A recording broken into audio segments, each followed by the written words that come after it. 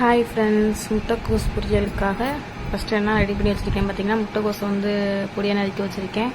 அதுக்கப்புறம் ஒரு ½ பாசிப்பருப்பு வந்து வேக வச்சுருக்கேன். இப்போ பார்த்தீங்கன்னா நம்ம வந்து இட்லி சட்டியில் வந்து முட்டைக்கோஸை வந்து ஃபஸ்ட்டு நம்ம அவிக்க போகிறோம். ஏன்னா அப்போ தான் கொஞ்சம் கலர் மாறாமல் நமக்கு ஒயிட்டாக கிடைக்கும். அதனால் வச்சாச்சு. இப்போ அது சைடு அவிஞ்சிக்கிட்டு இருக்கு, இன்னொரு பக்கம் பாசிப்பருப்பு ஊறிக்கிட்டு இருக்கு. இப்போ நம்ம இன்னொரு கடாய் வச்சுட்டு அதில் வந்து கடுகு போட போகிறோம், சீரகம் போட போகிறோம், பெருங்காயத்தூள் போட போகிறோம், அடுத்து கருவேப்பிலை போட போகிறோம். இதெல்லாம் போட்டு பொரிஞ்சக்கப்புறம் பச்சை மிளகா, நறுக்கி வச்ச பல்லாரி வெங்காயம் அதெல்லாம் போட்டு நல்லா வதக்க போகிறோம். அதாவது ரொம்ப கோல்டன் ப்ரௌன் கலரில் வந்து வதக்கக்கூடாது. அப்படி நம்ம வெங்காய கலர் மாறிச்சுனா கூட நமக்கு முட்டைக்கோஸ் கலரும் வந்து சேஞ்ச் ஆயிரும். நம்ம வந்து ஒரு கல்யாண வீட்டு ஸ்டைலில் தான் டேஸ்ட் வந்து அந்த மாதிரி தான் இருக்கும். எப்படி இருக்குன்னு சொல்லிட்டு நீங்கள் செஞ்சு பார்த்துட்டு நல்லா இருந்தால் கமெண்ட் பண்ணுங்கள். அடுத்து நிறையா பேர் வந்து நம்ம சேனல் சப்ஸ்கிரைப் பண்ணாமல் பார்த்துக்கிட்டு இருக்கீங்க. சப்ஸ்கிரைப் பண்ணுங்கள், நம்ம சேனலுக்கு சப்போர்ட் பண்ணுங்கள். இப்போ பார்த்தீங்கன்னா கொஞ்சம் லைட்டாக வதக்கி விட்டுக்கிறேன்.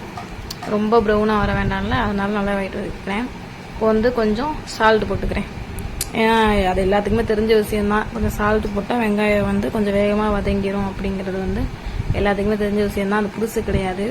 இருந்தாலும் நான் சொல்லிக்கிறேன், கொஞ்சம் சால்ட்டு போட்டுக்கலாம்.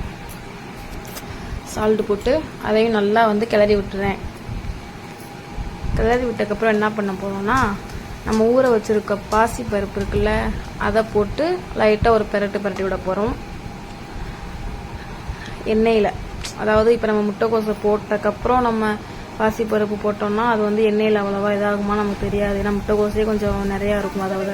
அதனால் நம்ம வந்து முட்டைக்கோஸ் போடுறதுக்கு முன்னாடியே ஃபஸ்ட்டு அந்த எண்ணெயில் கொஞ்சம் லைட்டாக போட்டு பாசிப்பருப்பு வந்து வதக்கிக்கலாம். இந்த மெத்தடில் நிறைய பேர் செய்வீங்களோ அப்படின்னு எனக்கு தெரியாது.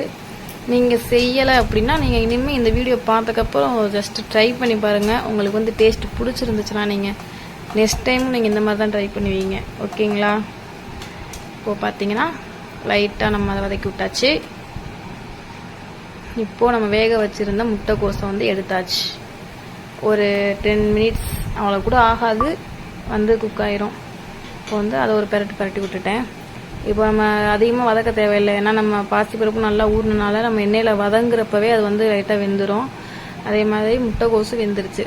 நம்ம நல்லா அந்த ஆயிலில் வந்து நல்லா ஒரு பரட்டுறோம். அவ்வளோதான். பரட்டி முடிச்சக்கப்புறம் லாஸ்ட்டாக என்ன பண்ண போகிறோன்னா, தேங்காய் பூ வந்து நீங்கள் துருவி வச்சு போடுவாங்க, அந்த மாதிரியும் போட்டுக்கலாம். இல்லை மிக்சி ஜாரில் வந்து அரைச்சி லைட்டாக தேங்காய் பூ அந்த மாதிரி போட்டுக்கலாம். நான் வந்து மிக்சி ஜாரில் அரைச்சி அந்த மாதிரி தான் தேங்காய் பூ போட்டிருக்கேன். போட்டுட்டு அதையும் நல்லா பார்த்தீங்கன்னா, அதாவது லாஸ்ட்டு மினிட்ல தான் நம்ம தேங்காய் பூ போட போகிறோம். தேங்காய் பூ போட்டு வந்து நம்ம ஸ்டவ்வை ஆஃப் பண்ணிட்டு தான் நம்ம கிளறி விடணும். அவ்வளோதான், முடிஞ்சிச்சு. முட்டைக்கோஸ் கல்யாண வீட்டு ஸ்டைலில் டேஸ்ட்டாக வச்சு முடிச்சாச்சு. ரொம்ப சிம்பிளான மெத்தட். பிடிச்சா ட்ரை பண்ணுங்கள். ஓகேவா ஃப்ரெண்ட்ஸ்? தேங்க்யூ. நம்ம வீடியோ பிடிச்சிருந்தா லைக் பண்ணுங்கள், ஷேர் பண்ணுங்கள், கமெண்ட் பண்ணுங்கள், முக்கியமாக சப்ஸ்கிரைப் பண்ணுங்கள். பை.